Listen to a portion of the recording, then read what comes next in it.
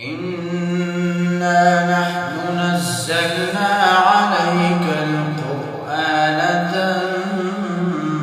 تنزيلا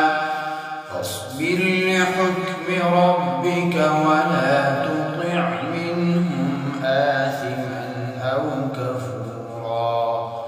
واذكر اسم ربك بكرة وأصيلا ومن الليل فاسجد له وسبحه ليلا طويلا إن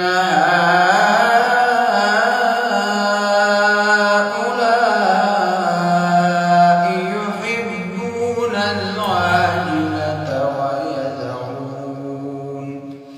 يحبون العاجلة ويذرون وراءهم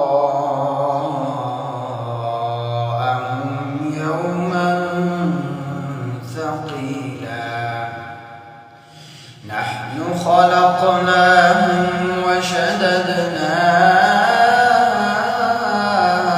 أسرهم وإذا شئنا بدلنا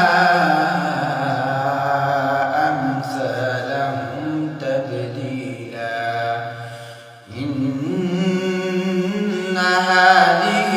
تذكرة فمن شاء اتخذ إلى ربه سبيلا وما تشاءون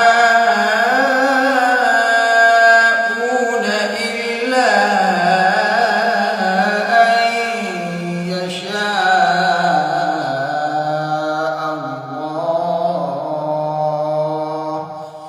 إن الله كان عليما حكيما يدخل من يشاء في رحمته والظالمين